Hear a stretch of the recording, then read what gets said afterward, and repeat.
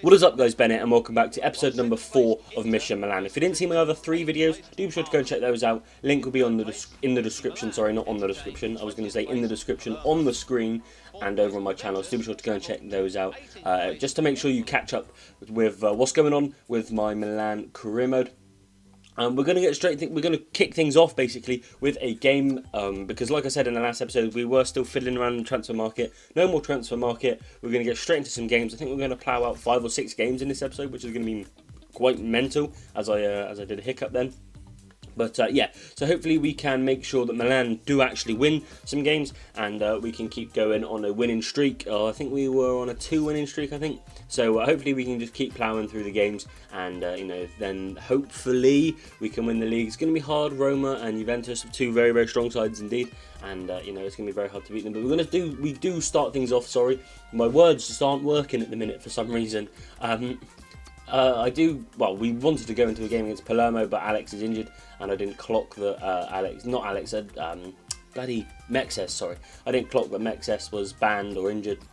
He was injured, he had a cut head, I remember now. So, I didn't clock that to begin with, so I had to go back into the team and just swap a few things around, bringing Alex in, which, isn't really a bad thing. Alex is our highest rated player, I think. He's definitely our highest rated defender. I think he could even be our highest rated player. But yeah, like I said, so we're going to go into the game against Palermo. A home game should be a win. Not 100% sure if we are going to win it, but we should win it. And obviously, like I said, I'm not going to skip any of the sims because I always seem to bloody lose when I skip the sims. So I'm just going to let the sims roll out, and Pazzini opens the scoring with a penalty. In this episode, you will actually see quite a few penalties from him, and you'll actually see quite a few penalties missed from him. This is kind of strange. But De Jong and Bonaventura also getting on the scorecard, making it 3-0 to us. And they do get 1 back in the end, but it's only a consolation goal, really, isn't it? When you're 3-1 up, they're never going to make a comeback from that. So we do win 3-1. First game of the episode, ticked off and won. Ideal. Moving on into the next game. It is quite a long sim because there are some international games going on. I do actually get offered quite a few international jobs in this episode. Sorry, I think I get the Polish one, the Irish one. I think I get offered, and there's one more, but I can't quite remember what it is. So we're going to keep moving forward, and we're going to go into a game. We do actually have the Milan derby in this episode. So if you want to see that, do be sure to stick around on the video. It's only going to be like a 7-minute video, as you can see. Like I said, I'm going to try and keep all the minutes. I'm going to try and keep all the minutes 7 minutes long. Right? Okay, makes sense. I'm going to try and keep all the episodes 7 minutes long. Sorry. And as you can see that, the Peru managerial position, I'm not interested in that, so it's kind of strange. But Bonaventura thanking me for his playing time. And as you can see, we do have a game against Inter Milan. We are at home, but technically away because they share a stadium, so it's very, very strange. Oh no, we're at home. Oh, okay. Yeah, no, yeah, I thought we were away. So we are at home, so we get the bigger changing room, and that's about it. Because it's Inter and AC Milan, they're both going to be used to the playing surface, and they're most likely going to have 50-50 fans, so it's not going to be too much of a difference like that. So we are going to get straight on into it. As you can see, we are already quite a way into it, and Pazzini gets taken off at half-time. He obviously wasn't performing very well at all. And all that happens really is substitutions and yellow cards until Fernando Torres hits the net, shortly followed by Icardi, which is a pain, but a 1-1 draw against Inter Milan, they're top 4 as well. It's not really a bad result. I'm not doing a Spurs fan, and I'm not happy with the point, but a point is better than nothing at the end of the day, and it easily could have gone the other way, and we easily could have come away with that with no points at all. So looking at the bright side of everything, we do have our next game against Sampdoria away. This should be a win. They don't really have any particularly amazing players. They don't have any standout players. So hopefully we're going to win this game, but we'll have to see. We do start the scoring with Fernando Torres. He is in some fine goal scoring form. He's playing very, very well indeed. I'm so glad that they actually signed, that AC Milan actually signed Fernando Torres, mainly because of the career mode, because I was always planning on doing an AC Milan career mode. Last year I was going to do one, but then I decided to do Southampton, but obviously the addition of Torres is very helpful. And we do win that game 3-1 as I rabble on about Fernando Torres.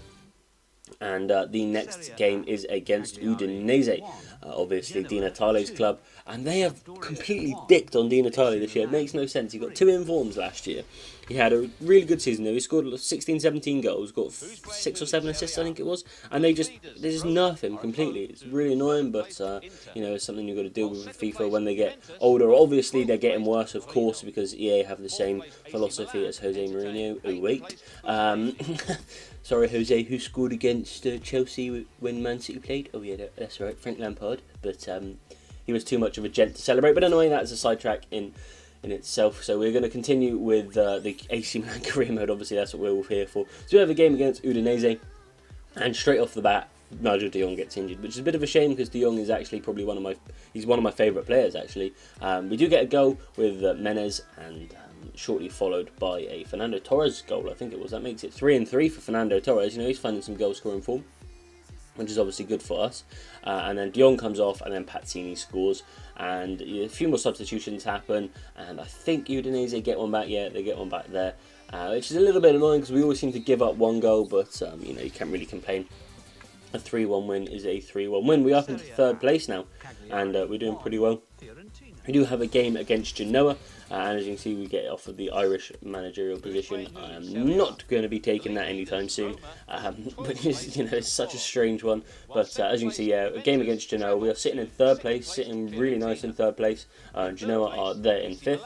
It is away to Genoa, so it could be a slightly tricky game, but hopefully we can continue to carry this momentum forward and completely beast the Serie A like we have been. But it was always going to be a tough game. They've got that striker, the one that just scored. He's got a really good potential on FIFA 15. I think he's got like an 82, 83 potential. But Pazzini actually scores a penalty rather than miss it like he has done in the previous 2 games. And from then on in, not a great part happens. A few substitutions, a few yellow cards. But apart from that, no goals. And the game does end 1-1. I'm going to ruin that for you a little bit early. But, you know, I just wasn't getting your hopes up for anything. But that is the last game of the episode. I think that was 5 games. I'm not sure, 5 or 6 games. I'll see when I watch it back. But anyways, thank you so much for watching. If you could drop a like and a comment, that'd be pretty damn awesome. If you subscribe to my channel, that'd be even better. I do have a freaking awesome series coming out for you guys tomorrow. It is a very cool series. But anyways, thank you for watching. Please be sure to comment, like, and subscribe. Do all that social media stuff, Facebook, Twitter, and I'll see you guys in my next video. Adios.